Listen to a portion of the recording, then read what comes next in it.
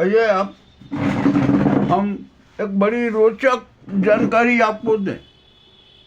हम देख रहे हैं सोने चांदी के नाम पर क्या क्या खेला हो रहा है। कभी एकदम भाव बढ़ जाते हैं, कभी 1 लाख 25,000 रुपये चांदी के भाव में कम हो जाते हैं, सोने के भाव में 9,000 रुपये की कमी हो जाती है। ये मामला बड़ा विचित्र खेला हुआ। यह कि सोने चांदी के खेल में बड़ा विचित्र खेल हो गया। सबसे पहले तो ये जान लीजिए कि सोने चांदी के खेल में भारतीयों का 276 लाख करोड़ रुपया डूब गया। लगाइए शून्य, कितनी शून्य लगेंगे आपके उस पे। मामला बड़ा रोचक हो गया। चांदी के भाव आज 1,25,000 रुपये टूट गए। सोने के भाव 9,000 टूटे। आखिरकार ये खेल चला कौन रहा है? मामला बड़ा विचित्र है। और ये सारा खेल हकीकत समझ लीजिए कि जो ये वायदा कारोबारी है ना, ये छाती ढंग से खेला कर रखे हैं। अब मत खरीदिए सोना चांदी, सोने चांदी से मोह छोड़ दीजिए। अब तो बड़े अच्छे जो बेचारे छोटे जो सोने चांदी के व्यापारी है ना, वे भी अपना सर ठोक रहे हैं। उनको विश्वास था कि चांदी और सोने के भाव में भारी इजाफा होगा। इजाफा होने की बजाय अब वो तो कम होते जा रहे हैं। जिन्होंने बढ़े हुए भाव पर वायदा कर लिया था, हाजिर वायदा था या क्या था ये अभी कुछ कह नहीं सकते, परंतु जो वायदा किया था ना, उसके खेल में भारतीयों के 276 करोड़ लाख डूब गए। अब मामला बड़ा विचित्र है। इसके अंदर का रहस्य और राजनीति भी जान लीजिए। अब आप मुझसे भी कहेंगे, अरे आप मूर्ख हो गए हो, सोने चांदी के भाव में राजनीति होती है क्या, और कहाँ से राजनीति आ गई? परंतु नहीं, आप जरा समझ लीजिए। चांदी के उत्पादन में मैक्सिको का सबसे बड़ा रोल रहता, ठीक है। सोने का जो उत्पादन होता है ना, वो भी अपने सीमित मात्रा में होता है। उसके नए नए खेल जारी हो जा रहे हैं, खोज की जा रही है। क्या होगा 24 कैरेट, 18 कैरेट, 12 कैरेट, 14 कैरेट, जाने क्या क्या चलता रहेगा। ये सारा खेल हो गया। परंतु यहाँ पर चीन ने बड़ा खेला कर दिया, और वो बड़ा विचित्र खेला हुआ।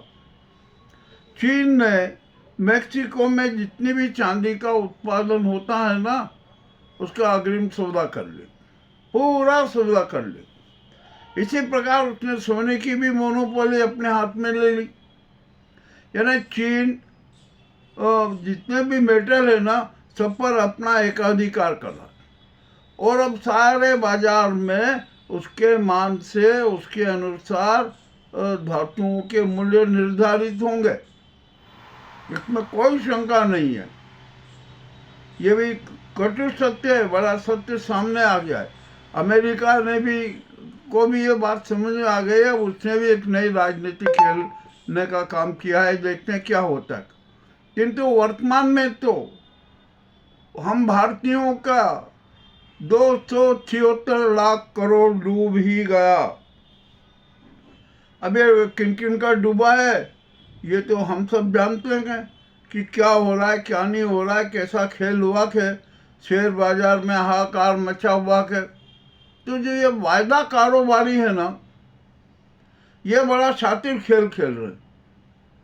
हमारी ये सरकार वायदा कारोबारियों पर निगाह नहीं रख पा रही। तो वायदा कारोबार है ना, बंद होना चाहिए। अब इसकी भी बात चल रही है, पर होगा क्या, देखते हैं क्या होगा क्या नहीं होगा। अभी तो हम कुछ भी नहीं कह सकते। चलिए, अब ये जो महत्वपूर्ण समाचार था हमने आपके सामने प्रस्तुत किया। आइए अब दूसरा समाचार। अडानी को 14 माह तक इस नाजी सरकार ने बचाए रखा। उनका जो सामान जारी होना था वो जारी नहीं होने दिया। किंतु कोर्ट ने वो समझ का नया तरीका निकाला और अडानी ने समझ अब स्वीकार कर लिया। अडानी ने घुटने टेक दिए। ठीक है, अब जो होगा वो तो होगा ही ना। अब मामला आइए, अब तीसरे समाचार पे आते। तीसरा समाचार भी अपने आप में बड़ा गंभीर है। ईरान के राष्ट्रपति हेलीकॉप्टर से जा रहे थे। कल उनका हेलीकॉप्टर दुर्घटनाग्रस्त हो गया, उसमें उनका निधन हो गया। अब यह मामला भी बड़ा तीव्र पकड़ रहा है कि आखिरकार ईरान के राष्ट्रपति का निधन होना, हेलीकॉप्टर का क्रैश होना, यह क्यों हुआ और कैसे हुआ और किसकी साजिश है और इसमें इसके पीछे किसका हाथ है, यह मामला भी बड़ा विचित्र हो गया। अब देखते हैं क्या होता है क्या नहीं होता है, इसकी भी अब जांच होगी। और ईरान में शोक का माहौल है। ईरान भी आग बबूला के इसका जो नया रहस्य क्या उजागर होगा, यह अभी देखना। अब आ जाइए, हम महाराष्ट्र की राजनीति पे आ जाते। अब महाराष्ट्र की राजनीति में बड़ा विचित्र खेला हो रहा था। अजीत परमार को किस तरीके से निपटा दिया गया, वो निपट गए। अब उनकी पत्नी को तत्काल डिप्टी सीएम बनाने का निर्णय भी कर दिया गया।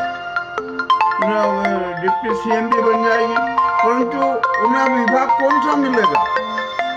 क्या वित्त विभाग मिलेगा जो अजीत पवार के पास में था, या वित्त विभाग पर भी अब भाजपा का नियंत्रण हो जाए?